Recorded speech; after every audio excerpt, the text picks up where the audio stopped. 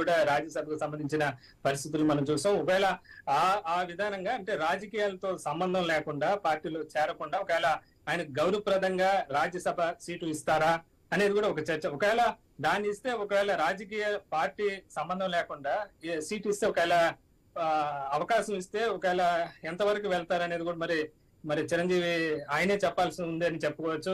ఎందుకంటే ఇంకొక 2 నెలల్లోనే మనం చూస్తున్నాం అటు కేంద్రంలోని ఇటు అనేక రాష్ట్రాల్లో కూడా ఎన్నికలు ఉన్నాయి. ముఖ్యంగా ఆంధ్రప్రదేశ్ లో ఎన్నికలు ఉన్నాయి. ఈ సందర్భంలో ఆయనకు రాజ్యసభ సీట్ ఇస్తే అది ఖచ్చితంగా రాజకీయ ప్రయోజనం ఆశించే ఆయన తీసుకున్నారన్న ఒక ప్రచారం అయితే ఖచ్చితంగా చిరంజీవి మీదకి వస్తుంది. ఎందుకంటే జనసేన పొత్తు బీజేపీ కోరుకుంటోంది.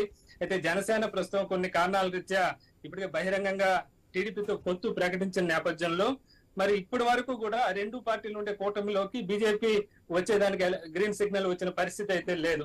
ఒకవేళ పవన్ కళ్యాణ్ వెళ్తే అటు ఒకవేళ కొన్ని కారణాల వల్ల పవన్ కళ్యాణ్ టీడీపీ జనసేన వెళ్తే ఒకవేళ బీజేపీ ఒకవేళ ఇప్పుడు రాజకీయాలకు అతీతంగా ఒకవేళ చిరంజీవికి సీట్ ఇచ్చినా ఆయన తీసుకున్నా గానీ బీజేపీకి ఆయన మద్దతు తెలిపారన్న ప్రచారమే జరుగుతుంది. దాన్ని కూడా బీజేపీ ఖచ్చితంగా ఎన్నికల్లో క్యాష్ చేసుకునే అవకాశం ఉంటుంది. మరి ఇలాంటి ప్రచారానికి మరి చిరంజీవి ఒప్పుకుంటారా?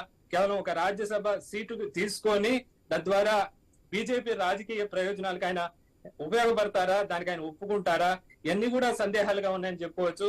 మొత్తం మీద గతంలో అనేక సార్లు జరిగినట్లే గతంలో మనం చూసాం. కేవలం బీజేపీ అనే కాదు, గతంలో వైఎస్ఆర్సీపీ కూడా చిరంజీవిని రాజ్యసభకు పంపిస్తున్నారు, ఆయనకు సీట్ ఇస్తున్నారు, అందుకే ఆయన పట్ల నేతలందరూ సానుకూలంగా మాట్లాడుతున్నారు అన్న ప్రచారం కూడా జరిగింది.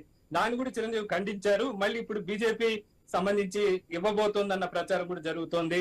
మరి చిరంజీవి దీనిపైన మరి ఎలాంటి స్పందిస్తారో, ఒకవేళ ఈ ప్రచారంగానే మిగిలిపోతుందా మరి రాబోయే రోజుల్లో తెలియాల్సి ఉంది. Archana. Right Varma, thank you very much.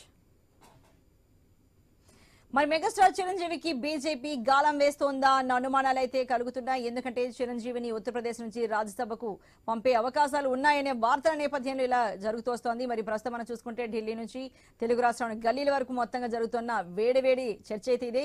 మరి చిరంజీవిని ఢిల్లీ పెద్దలు చాలా ప్రాధాన్యత ఇస్తున్న సందర్భాలు మనం చాలా చూస్తున్నాం ఈ మధ్యకాలంలో. మరి ఈ క్రమంలోనే ఇప్పుడు తెలుగు రాష్ట్రాల ఎన్నికలను మరీ ముఖ్యంగా ఏపీ ఎలక్షన్స్ దృష్టిలో పెట్టుకుని చిరంజీవిని రాజ్యసభకు పంపుతారనే చర్చ అయితే జోరుగా సాగుతోంది.